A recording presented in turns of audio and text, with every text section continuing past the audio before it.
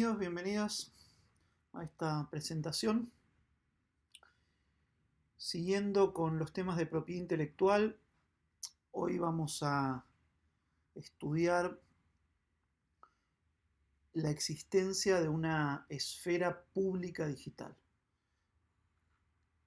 Más precisamente, vamos a tratar de analizar las modalidades públicas y abiertas de regulación de la información digital, que son básicamente el software libre o el software con licencias GPL y similares, el software de código abierto, de un lado, y por otro, las licencias Creative Commons con sus variedades. La estructura de la presentación es esta. En primer lugar, vamos a tener una introducción sobre lo público y lo privado en relación a la tipología del conocimiento que vimos en alguna presentación, en alguna clase anterior. En segundo lugar, vamos a ver cómo la concesión automática del copyright, que comienza a fines de los años 70, es el impulso para que crezcan estas alternativas públicas, esta búsqueda de licencias que preservan una esfera pública o cuasi pública. En segundo lugar, vamos a hablar del software libre y también del de código abierto. Primero lo vamos a enmarcar contrastándolo con el software propietario privativo como dos modelos de producción y licenciamiento. En segundo lugar, vamos a analizar los rasgos que tiene el software libre y en particular la GPL, la General Public License, la licencia que lo consagra, digamos, jurídicamente, que consagra jurídicamente esos rasgos del software libre. Y en tercer lugar, dentro de este punto 2, vamos a ver algunos datos sobre la difusión del software libre. Durante mucho tiempo se hablaba del software libre con muy poquitas estadísticas o muy pocas herramientas para conocer su extensión. Hoy tenemos algunas más que, sin ser del todo satisfactorias, pueden permitirnos mensurar aproximadamente la extensión de este tipo de software. En tercer lugar, las licencias Creative Commons. Vamos a describir brevemente sus 6 tipos y a qué objetos se aplican. En cuarto lugar, quizás las cuestiones más importantes en términos sociológicos, económicos y filosóficos, que son algunas reflexiones teniendo en cuenta los elementos discutidos en los puntos 2 y 3. En primer lugar, la idea de por qué cooperan. Resulta que hay un montón de gente que dedica mucho de su tiempo y mucho de su conocimiento para generar algunos productos que se comparten de manera abierta y usualmente gratuita. Bueno, ¿por qué lo hacen, no? Eso parece desafiar algunas de las creencias en las que se basa la organización económica capitalista, y no solo la organización económica capitalista, sino un conjunto de supuestos arraigados en algunos sectores, en algunas creencias, sobre incluso la naturaleza humana y cosas por el estilo. Y en segundo lugar, cabe preguntarse un poco por las características que tiene esta esfera de bienes informacionales, de software, de música, de películas, con estas licencias libres, ¿no? ¿Qué características tiene esa esfera con estos bienes informacionales públicos o abiertos? ¿Es una esfera pública en el sentido tradicional? ¿Es una esfera cuasi privada? ¿Es una esfera pública no estatal, como aparece ahí en la pregunta? Y para precisarlo un poquito, es una esfera que hay que diferenciar tanto de la esfera pública del Estado como de la esfera del mercado, ¿no? y lo privado. Entonces, en esa intersección es interesante pensar qué autores, qué teorías nos dan algunos elementos para acercarnos a esta esfera pública no estatal. Vamos entonces con la presentación. Este video seguramente sea una primera parte e iremos cortando para que no queden demasiado largos. Respecto de la introducción,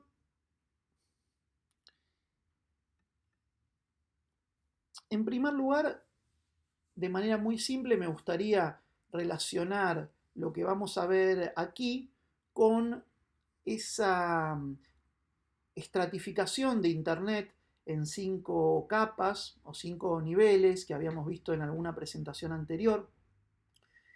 Teníamos la infraestructura en el nivel inferior, luego el hardware, luego el software y luego los contenidos y arriba la red social. Acá me quedé con la parte de esa pirámide, digamos, que contempla el software y los contenidos, porque respecto de estos dos niveles, conocemos todos la regulación privada o privativa, por ejemplo, respecto del software Windows, que utiliza copyright o las patentes que pudiera haber en algunos lugares del mundo sobre software. Eh, y respecto de los contenidos, de la música y los videos, tenemos, eh, por ejemplo, iTunes, que hace valer o podríamos mencionar ahora Spotify, que hacen valer el copyright, los derechos de autor sobre los contenidos que tienen. Una modalidad privada o privativa, si quieren. Lo que vamos a ver hoy o cuando ustedes lo vean o en muchos días distintos, ¿no? Estas metáforas temporales no funcionan mucho en esta forma de clase de presentación, pero de lo que vamos a discutir en esta presentación son las formas públicas relativas a estos dos niveles. Respecto del software, el caso prototípico es el de Linux y las licencias GPL, pero vamos a ver otros ejemplos también, por supuesto. Y en el caso de los contenidos, el ejemplo más típico es el de Wikipedia, pero también tenemos muchas otras formas de contenidos con licencias Creative Commons. Entonces, la idea es ver esta segunda columna, la de lo público o lo cuasi público, digamos, de aquello que nos preguntaremos en qué medida corresponde llamar público, ¿no? En contraste con lo que veníamos asumiendo, con lo que vimos en presentaciones, clases anteriores, sobre esa esfera privada respecto del software y de los contenidos. Ahora querría profundizar un poquito en esto y relacionarlo con esta tipología de los conocimientos que habíamos visto. Nosotros habíamos visto que la propiedad intelectual, es decir, la modalidad privativa del copyright, patentes y otros derechos, es una de las formas de conocimiento normativo.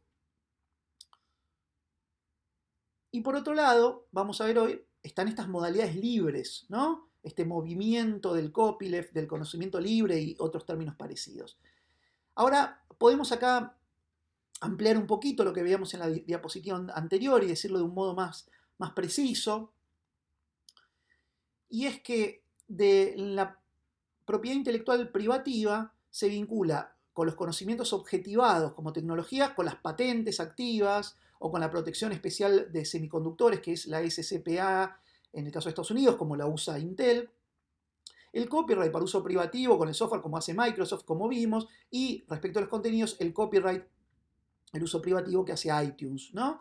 Son dos ejemplos que están en la diapositiva anterior, estamos agregando acá lo de Intel para los conocimientos objetivos como tecnologías, para el nivel del hardware, y vinculándolo con esta tipología de conocimientos, con estos flujos de conocimientos, ¿no? Y lo mismo respecto de las modalidades libres. En las modalidades libres agregamos acá, respecto de las tecnologías, de los conocimientos objetivados, la titularidad estatal, el dominio público, las patentes vencidas y el hardware libre, que sería algo interesante ser discutido en otras clases, en otros ámbitos. En el práctico creo que van a ver algo de eso. Así que tenemos todas esas modalidades. Luego, respecto de los conocimientos codificados, tenemos el software con la GPL. Y respecto de los contenidos, las Creative Commons, con el ejemplo que veíamos de Wikipedia. Entonces, más o menos lo mismo que la diapositiva anterior, les agrego acá la relación con los conocimientos y el nivel de las tecnologías, ¿no? De cómo actúan estos conocimientos intersubjetivos normativos, las distintas formas de propiedad sobre los contenidos, el software, las tecnologías. Bueno, la otra cuestión de esta introducción, el segundo punto, es que tengamos en cuenta lo que implica la concesión automática del copyright.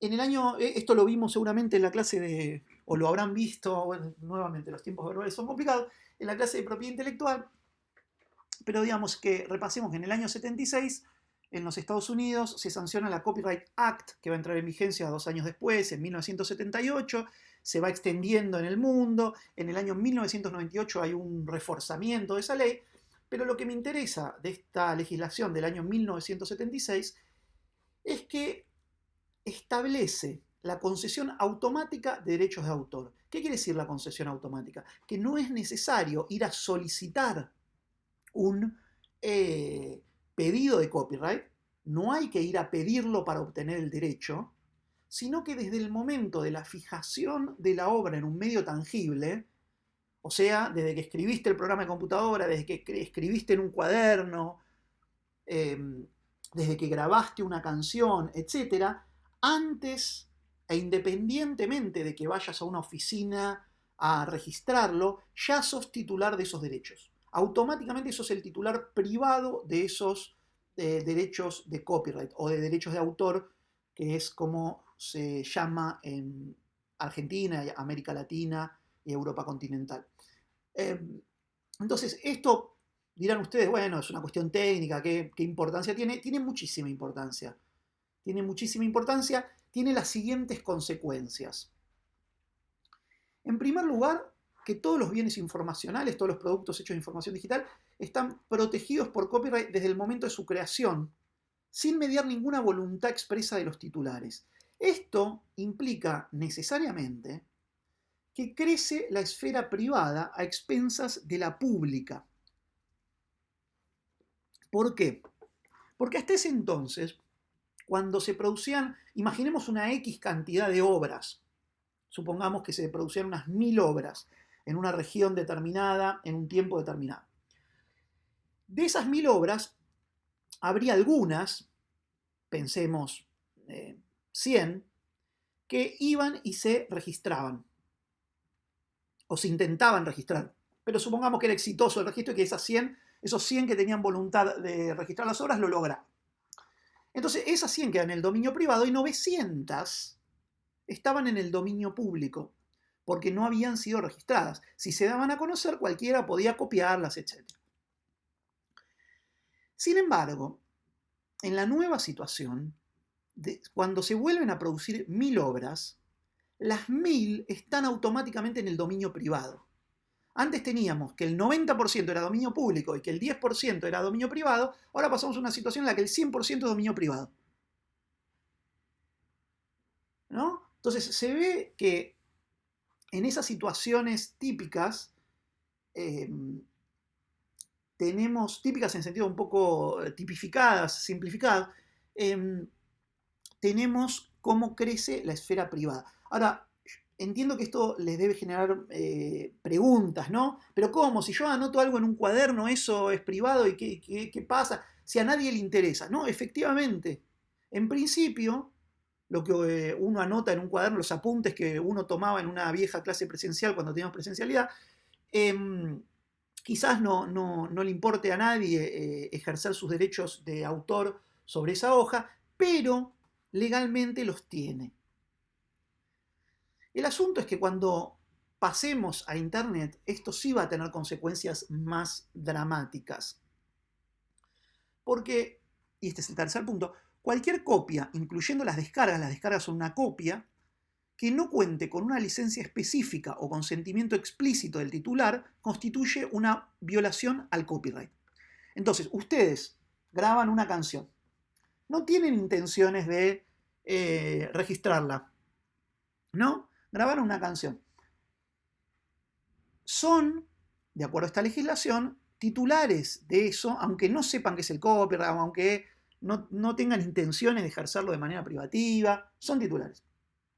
Suben esa canción, para simplificar las cosas, hagamos de cuenta que a un blog personal, privado, o sea, privado en el sentido de que no es una red social, ¿no? Suben a un blog esa canción y otra persona la descarga. Ustedes no le dan ninguna autorización a esa persona y tampoco se lo prohíben, no hacen nada, simplemente la suben. Cuando esa persona la descarga, eso que está haciendo esa persona la descarga es completamente ilegal. Es un delito penal. ¿Por qué? Porque ustedes son los titulares, aunque no lo hayan pedido, son los titulares de esa obra y esa otra persona está infringiendo la titularidad de ustedes. Ahora me dirán, si estuviéramos cara a cara, o si hubiera alguna clase de intercambio, me dirían, bueno, ¿y qué me importa? Porque si esa persona comete un delito, nadie lo va a perseguir. Bueno, en algunos casos, ustedes, la persona que grabó la canción, no los va a perseguir, pero podría perseguirlo a alguna otra institución intermediaria. Pero, en cualquier caso, lo que me interesa que retengan es que ese acto tan simple, como lo acabo de escribir, constituye un delito. ¿No? Esa es la cuestión importante en función de esta legislación. Entonces se dan cuenta que una serie de conductas vinculadas al compartir e incluso a cierto sentido común de cómo hacer circular los conocimientos, supone un grado de ilegalidad, de acuerdo a estas normas. Entonces queda todo el mundo, o muchísima gente, en una situación de ilegalidad. Entonces, las descargas, si no media licencia, son delitos, aun si el titular no se opone. Si no hay una licencia o un consentimiento explícito, hay un delito en esa descarga. Es entonces, ante esta situación, ante este estado de cosas tan enojoso, tan contraintuitivo, que se crean licencias como la GPL, como las Creative Commons, para tratar de preservar una esfera cuasi pública, ¿no? Para tratar de evitar que todo quede privatizado y que el acto de compartir bienes informacionales sea un delito. Por supuesto, la cuestión es mucho más compleja que como la estoy narrando. Habría que hacer algunas precisiones que podemos hacer en el espacio de intercambios, o los y las invito a hacer preguntas. Pero en principio me parece importante que retengan la idea de que parte del motor de estos movimientos de copyleft y cultura libre, y conocimiento libre, y software libre, y Creative Commons, están en esta situación, en la concesión automática del copyright. Dicho esto, pasamos a ver al software libre de manera específica. Y para eso les propongo que veamos estos dos modelos de producción y licenciamiento de software. Pero para entender los dos modelos, situémonos primero en las décadas del 60 y principios del 70 del siglo XX, y tengamos en cuenta que la suma, la combinación de una tradición de estándares científicos, en los cuales, si pensamos en este código de Merton, ¿no? Esta idea de que la ciencia se hace compartiendo conocimiento de manera abierta, colaborativa, etcétera, universal. Si combinamos eso con la necesidad de adaptación de los programas a las distintas computadoras, porque recuerden que en esa época no estaban estandarizadas las compus y que consecuentemente había que adaptar los programas de una computadora a la otra. Esas dos cuestiones resultaban en que los programas de computadora, el software, fueran abiertos, compartidos y no comerciales. Todo el mundo compartía sus programas, permitía que se viera cómo funcionaba el código fuente, cómo funcionaba, es decir, como un texto, si se quiere, el conjunto de instrucciones que gobernaban el programa. Se compartía y se lo hacía de un modo no comercial, ¿no? No había un mercado del software durante el grueso de este periodo. Sin embargo, a fines de los 70, nuevamente coincide acá el año, a partir de 1976, hay una iniciativa de Bill Gates hacia modificar esta cuestión de un modo fuerte. Y tiene dos aristas, dos lados. Bueno, son cosas distintas las aristas y los lados, pero digamos, tiene dos brazos. Este modelo que vamos a llamar Windows, impulsado por Bill Gates, ¿no? Por un lado, el modelo técnico. ¿De qué se trata el modelo técnico? De crear programas en los que se entrega el código objeto cerrado e inmodificable. Acá tengo que hacer un paréntesis para explicar qué es el código objeto y qué es el código fuente. El código fuente es el código en el que los programadores escriben. O sea, es una forma de escribir el programa que pueden entender otros programadores, ¿no? Se entiende cómo funciona el software cuando uno lee el código fuente y por ende se lo puede modificar, se puede arreglar, se pueden hacer distintas cosas. En el caso del código objeto es como una sucesión de ceros y unos que no puede ser comprendida, no puede ser leída ni siquiera por un programador. Es simplemente un código que ejecuta la computadora, pero que no puede ser intervenido, no puede ser modificado. Entonces, mientras en el modelo previo se compartía el código fuente, es decir, de manera abierta a los programas, Bill Gates desarrolla esta idea que se extiende de compartir el código objeto, para que no pueda modificarse, para que no pueda abrirse. La otra cuestión técnica es la idea de incompatibilidad entre sistemas, digamos, de producir sistemas que no sean compatibles entre sí, que los distintos software no sean compatibles entre sí. Esto es algo que se ha modificado bastante con el paso de los años, pero en esa época la idea era que no pudiera compatibilizarse el producto que te vendía Microsoft con el de otra empresa y que consecuentemente vos necesitaras todos los productos de Microsoft, ¿no? Los distintos tipos de software que te vendía Microsoft. Y esto se expresa en dos software muy conocidos. Por un lado el DOS, sistema operativo, bueno, que tiene su historia. En un video sobre piratería y desarrollo que deben tener disponible pueden ver un poco la historia del DOS. Y el Windows, que, bueno, pervive hasta hoy como uno de los sistemas operativos dominantes en el mercado. Ahora, además del modelo técnico, en el cual Bill Gates tuvo algunas innovaciones de negocios, lo más distintivo de su aporte, para bien o para mal, posiblemente para mal, pero uno de los aspectos más llamativos es el modelo legal que impulsa y concreta Bill Gates. Lo primero es esta cuestión de prohibir el copiado, prohibir la copia del software legalmente, a través de la Copyright Act que mencionamos antes y otros instrumentos, se prohíbe el copiado del software. Segundo elemento crucial del modelo de Bill Gates es la venta de licencias de software. Hasta entonces se vendía el software entero. Alguien desarrolló un software, vos lo comprabas, vos empresa lo comprabas y lo usabas para lo que querías. Lo que hace Bill Gates, también lo tienen en este video sobre piratería y desarrollo, pero lo que hace Bill Gates con IBM en el año 80-81 es que no le vende el DOS de una vez y para siempre a IBM, sino que le dice que le va a cobrar por copia. Cada vez que se venda una PC con una copia del DOS, Bill Gates cobra una cantidad de dinero, unas royalties, unas regalías. Esto fue una idea tremendamente exitosa. ¿Por qué? Porque permitió no solo vender el DOS en las computadoras de IBM, sino también en todos los clones, en todas las copias que se hicieron de la compu de IBM, que también necesitaban del DOS, ¿no? Y esto generó ese fenómeno que está de lock-in, ¿no? De engrampamiento, de cerrojo. Así que la idea de vender licencias de software, no te lo vendo de una vez y para siempre, sino que te doy una licencia para un uso determinado, es otro invento legal del modelo de negocios de Bill Gates muy llamativo.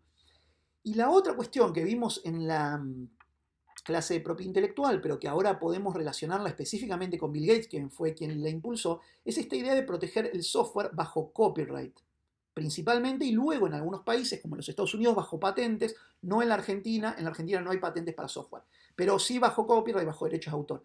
Es llamativo, es muy llamativo proteger al software bajo copyright, bajo derecho de autor, ¿por qué? Porque se trata en el derecho a autor de custodiar obras literarias y artísticas, y el software se parece más bien a una máquina, ¿no? Es un generador de ganancias de productividad y sería más lógico protegerlo bajo patentes, pero hacerlo bajo copyright, como decía en algún video anterior, le da una serie de ventajas a los titulares. Implica que no tienen que explicar cómo funciona, le da una protección desde el año 98 por 95 años a la titularidad corporativa o 70 años después de la muerte del autor.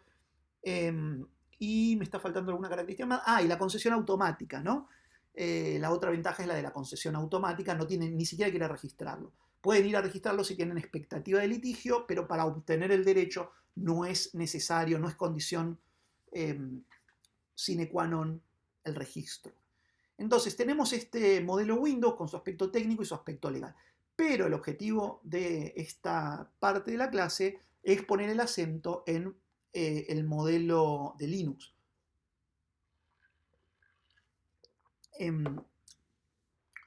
Vamos a dividirlo acá entre dos personajes que habrán visto o verán en el práctico también, pero les refuerzo algunas ideas que me parecen importantes.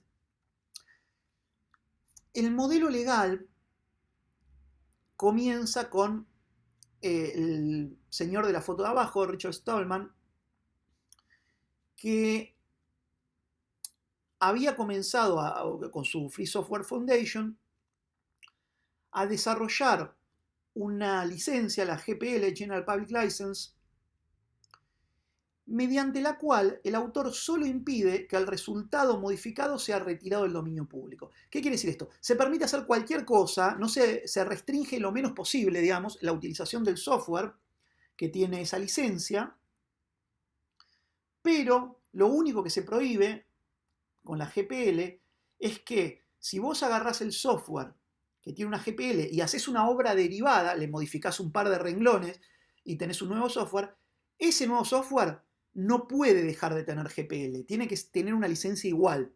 Las obras derivadas tienen que tener una licencia igual a la original, ¿no? Bueno, entonces se permite en este modelo legal la copia, la modificación y la distribución. Se permite copiar el software, modificarlo y distribuirlo, distribuir el original o distribuir las copias. Y algo importante, que ahora sobre lo que vamos a volver, es algo que no se dice acá explícitamente, que no dice Stallman explícitamente entre las libertades clásicas del software libre, pero que es crucial, y es que se permite cobrar, si uno quiere, por ese software. Ahora lo vamos a ver.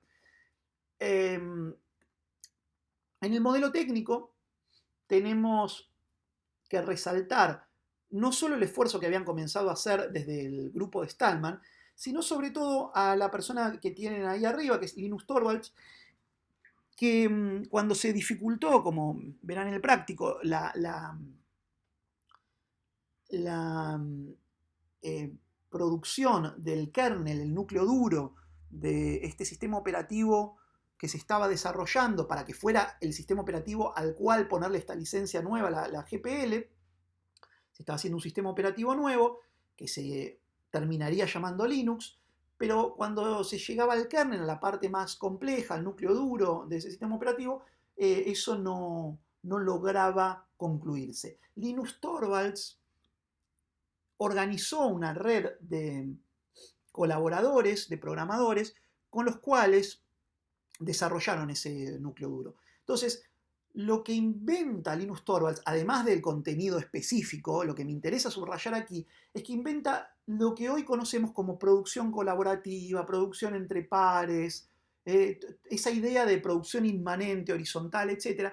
Esa modalidad organizacional que también se parece mucho a la de la empresa Red, la empresa toyotista, ¿no? Surge de manera independiente también de la mano de Linus Torvalds. Esta lógica de se produce un fragmento muy pequeño de código, se comparte, se encuentran errores, se corrigen los errores y vuelve a empezar el proceso, ¿no? Producir pronto, liberar rápido, encontrar los errores, modificarlo. Que es como funciona, si quieren, Wikipedia hoy en día, para tomar un caso bien cercano.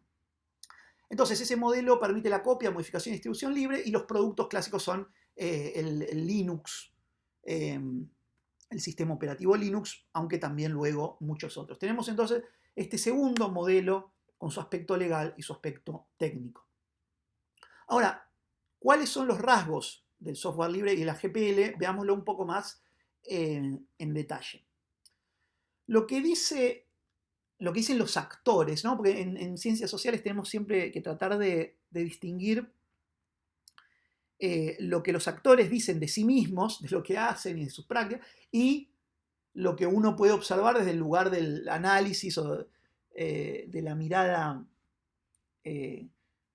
lateral, si quieren, sobre esos actores. Para la Free Software Foundation, es decir, para los actores que crearon el software libre se define por 4 libertades básicas. La libertad de ejecutar el programa para cualquier propósito, la libertad de estudiar cómo trabaja el programa y cambiarlo para lo que uno quiera, el acceso al código fuente es, por supuesto, una condición necesaria para eso, ¿no? La libertad de redistribuir copias y la libertad de distribuir copias de las versiones modificadas.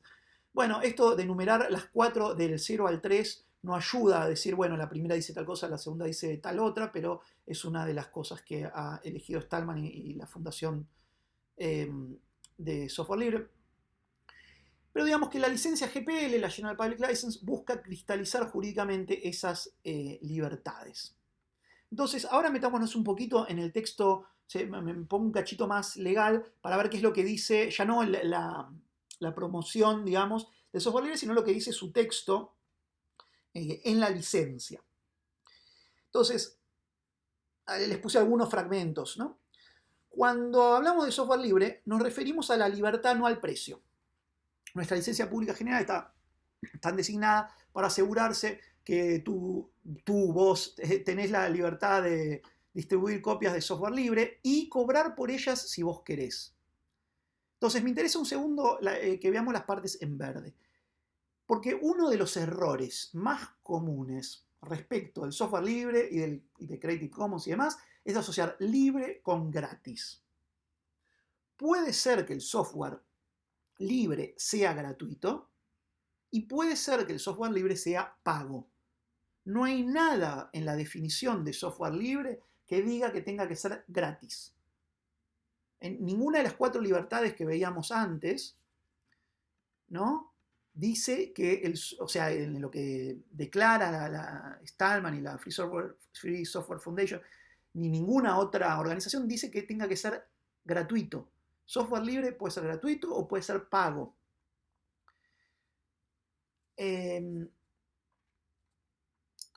Bueno, en realidad con eso estamos bien. No sé si entrar en los detalles de lo que dice la licencia, o en todo caso, si les dejo acá el slide, si les interesa, podemos charlarlo en la sección de preguntas. La otra cuestión fundamental respecto del software libre, pero también lo va a hacer respecto de las licencias Creative Commons, es que para obtener una licencia GPL, primero hay que afirmar que uno es titular de copyright, que es lo que dice ahí en el primer cuadradito amarillo. Los desarrolladores que usan la licencia GNU-GPL protegen sus derechos en 2 pasos. El primero es afirmar el copyright sobre su software y el segundo, ofrecer esta licencia dando permiso legal para la copia, distribución o modificación. Pero fíjense que el primero es afirmar el copyright sobre ese software. Digo esto porque un error muy común y grave es el de decir que el software libre o que la licencia GPL funciona como algo opuesto al copyright. Eso puede servir políticamente, discursivamente. Ahora, jurídicamente no es así.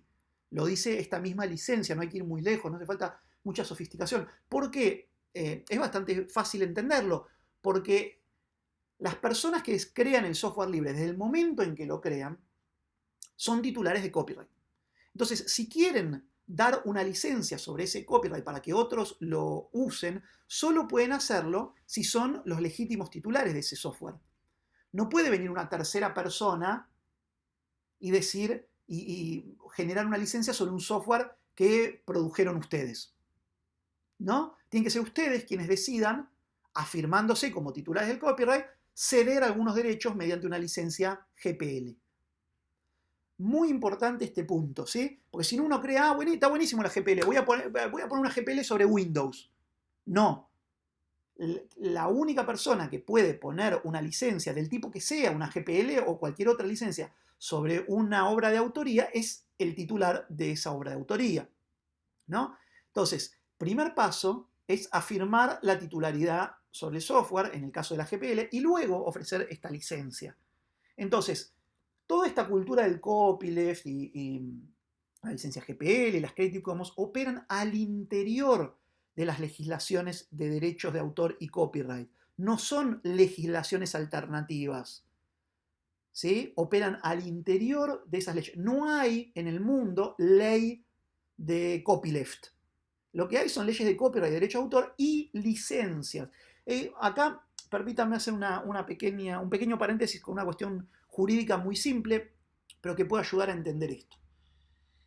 Las normas jurídicas y las cosas parecidas, digamos, a las normas jurídicas, las leyes, los contratos, la constitución, tienen cierta jerarquía. Algunas tienen más poder que otras. Y es importante que eso lo tengamos en cuenta. Por ejemplo, las leyes tienen más poder que los contratos o que las licencias. Una licencia es un contrato que opera al interior de una ley. Y no estoy hablando solo de propiedad intelectual, estoy hablando en relación a cualquier otro orden legislativo, normativo. Imaginen, por ejemplo, el alquiler. Hay una ley de alquileres en cada país que estipula algunas cosas que se pueden y otras que no se pueden. Y luego uno firma un contrato de alquiler. El contrato de alquiler puede, dentro de los márgenes que le da la ley de alquileres, estipular algunas reglas. El precio, por ejemplo, del alquiler del inmueble, y no sé, quién paga determinadas cuestiones. No me quiero meter mucho con ejemplos porque no conozco bien la ley de alquileres, pero digamos, ahí hay un margen de maniobra. Sin embargo, hay cosas que el contrato de alquiler no puede decir porque están prohibidas por la ley de alquileres. Si el contrato de alquiler dice, yo alquilo este inmueble para que se tengan esclavos en esta propiedad, eso choca contra la ley de alquileres, choca contra la Constitución Nacional, etcétera, etcétera. Y entonces, si lo que dice el contrato no está armonizado con la ley de alquileres que lo contiene, el contrato se vuelve inválido. ¿Sí? O sea, los contratos, las licencias como un tipo de contrato, tienen que estar enmarcados dentro de la ley más amplia. Entonces, ahora volviendo al tema de derecho de autor, la ley amplia es la de derecho de autor, la de copyright. Entonces, lo que se hace con una licencia, que al fin y al cabo es un contrato, tiene que ser armónico, tiene que operar al interior de la legislación de copyright y de derechos de autor. Entonces, no podemos ponerle una licencia a algo que es de titularidad de otro, no podemos hacer cosas que no nos permita la ley. Podemos sí restringir algunos de nuestros derechos, permitir compartir, permitir modificaciones y demás, pero siempre al interior de lo que es posible en las leyes. Por supuesto que la otra alternativa es la de modificar, abolir, etcétera, las legislaciones de derechos de autor y de copyright, ¿no? Eso es otro camino, pero seamos claros en que este camino no es ese.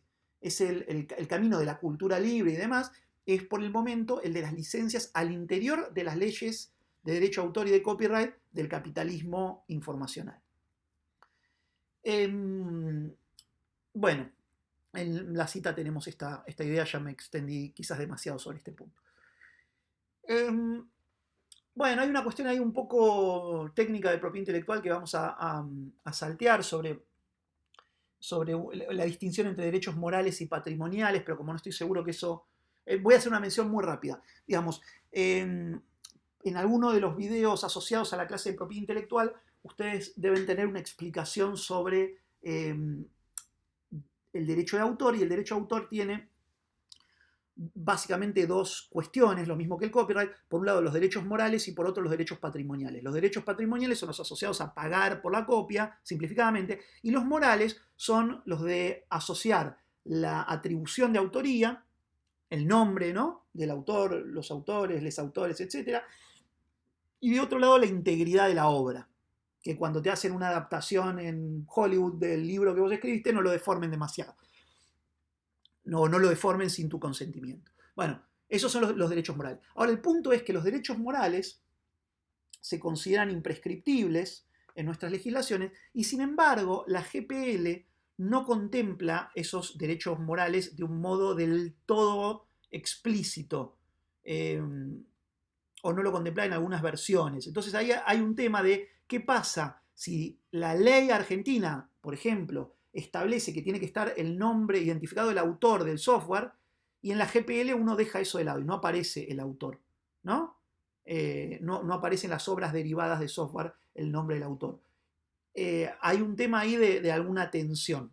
Entonces, no me meto en el detalle, lo que les dejo nomás como inquietud es que hay una parte de los derechos de autor, que son los derechos morales, que tiene una relación compleja con licencias como la GPL. Pero es una cuestión técnica de propiedad intelectual, no es especialmente relevante, salvo que ustedes estén haciendo la maestría en propiedad intelectual. Bueno, ahora tratemos de comparar un poco el software libre y el software propietario. Yo acá les puse 4 variables que está bueno, me parece, distinguir. Por un lado, respecto de la copia, ¿el software libre permite la copia? Sí, clarísimo. El software propietario no. La modificación es permitida por el software libre, sí, es uno de los rasgos que la define. El software propietario no la permite. La creación colaborativa, esto de producir entre muchos, en el software libre, bueno, puede ser que sí, también puede ser que no. No hay en la definición de software libre, en los 4 rasgos que vimos, estas libertades de 0 al 3, elementos que digan que tiene que ser producido sí o sí de manera colaborativa. Puede ser producido de una forma vertical y ser un software libre por tener una licencia GPL. Es decir, el hecho de que el software libre haya comenzado como una producción colaborativa y que tenga mucho todavía de producción colaborativa, no quiere decir que sea uno de sus rasgos definitorios. Lo mismo en cuanto al software propietario. El software propietario puede ser vertical, rígido, etcétera, con un jefe malo y un montón de explotados abajo, o no, o puede ser elaborado en redes horizontales, amistosas, afectivas, etcétera, pero tener una licencia que hace que sea privativo, ¿no? Entonces, también es importante evitar esa confusión, esa simplificación. Respecto a la ganancia económica, el software propietario está asociado en general a la ganancia económica, mientras que el software libre puede en general no tener ese fin, pero en muchos casos sí lo tiene, ¿no? No es como decíamos antes, no es un rasgo definitorio el tener una ganancia económica el que sea gratuito para que sea software libre. Entonces, acá en base a un texto que tienen en la bibliografía recomendada, creo, de Hernán Morero, que les recomiendo mucho porque es muy reciente y son autores argentinos excelentes, va una pequeña sistematización de los tipos de software, ¿no? Porque entre el software libre y de código abierto y el software privativo comercial tenemos algunas situaciones intermedias. Entonces acá tenemos en base a 2 variables. Si es abierto el código fuente, este código de programación que se puede leer por humanos, y si cuál es el precio para el usuario, si es gratuito o pago. Tenemos en la esquina superior izquierda, puedo usar esto de puntero, el software libre y de código abierto no comercial. Este es el clásico software libre, ¿no? Por ejemplo, un tipo de Linux que se llama Ubuntu, ¿sí? Eso es muy, muy simple, muy claro, de esto venimos hablando. En el extremo, en la diagonal opuesta, abajo a la derecha, tenemos el software privativo comercial. No hay apertura del código fuente y es pago, ¿sí? Esto es lo otro que conocemos. Pero lo que me interesa que veamos acá son las zonas intermedias. Por ejemplo, recién mencionábamos el software libre y de código abierto que es comercial, algo más veremos luego, quizás. Tenemos el caso de Red Hat. Red Hat es la empresa más grande de software libre Hay un texto que escribió un colega que se llama Arvid Lund, muy reciente sobre eso, el año pasado, que supongo lo deben tener disponible por ahí en la bibliografía. Y hay unos trabajos de Ben Birkenbein sobre Red Hat que también son muy, muy interesantes. El otro rincón que nos queda por ver es el de acá arriba. Por un lado tenemos esos software que nos descargamos y utilizamos de manera gratuita, pero que no tienen abierto su código. Por ejemplo, el Adobe Reader. Hay distintos software de Adobe, pero digamos, hay algunos que te podés descargar gratuitamente y utilizarlo como freeware, ¿no? No lo podés tocar, pero tocar en el sentido de modificar, pero podés utilizarlo de manera gratuita. Y después acá tenemos otros dos software muy importantes, ya vamos a ver su peso relativo, pero que tienen situaciones más ambiguas. Quiero distinguir entonces Android y Chrome. En el caso de Chrome, se trata de un freeware, digamos un software que es de código cerrado, que no se puede modificar, pero que está hecho, que incluye mucho código abierto. O sea, ha utilizado determinado software que no llega a ser software libre técnicamente, que es de código abierto porque si fuera de software libre con una GPL no se podría cerrar, ¿no? Lo que decíamos antes, no podría haber un software que sea cerrado que esté basado en ese software libre. Bueno, en este caso sí, este es un tipo de software que tiene una licencia de código abierto, que no es una GPL, otro tipo de licencia que permite esto. Entonces hay mucho código, mucho software que era abierto, que está utilizado, está metido dentro de Chrome, que es un software cerrado. Entonces es un freeware que con esa particularidad. Y el caso de Android se corre un poquito, un pasito más hacia el lado de la apertura de código, porque Android es un software de código abierto. Lo que pasa que encima de Android, para que funcione, hace falta un montón de otros elementos que son privativos. Entonces, para utilizar el aspecto libre de Android hay que llegar como muy abajo, muy profundo, para uno poder tocar el código del celular Android que utiliza, etcétera, ¿no? Pero es, en principio, un software libre. Al igual que Chrome, un software de código abierto. Al igual que Chrome, utiliza mucho insumo, muchas líneas de código abierto para un producto que, si bien no se paga, tiene un carácter comercial porque es parte del esquema de negocios de Google y demás, ¿no? Es parte de un esquema más complejo, entonces es un poco enojoso también ponerlo como completamente gratuito, es un poco más complejo. Quizás entre gratuito y pago tendríamos que tener otras opciones, como la del uso de publicidad o la asociación a negocios más amplios. En el caso de Ubuntu no hay ningún negocio, en el caso de Android y de Chrome, por supuesto, o de Adobe, lo produce una firma capitalista con fines de lucro, solo que estratégicamente prefieren no cobrar por ese software para poder ampliar su cuota de mercado y por distintas razones. Entonces tenemos aquí me parece un esquema que nos ayuda a entender los distintos tipos de software que hay circulando alrededor nuestro de manera más o menos simple.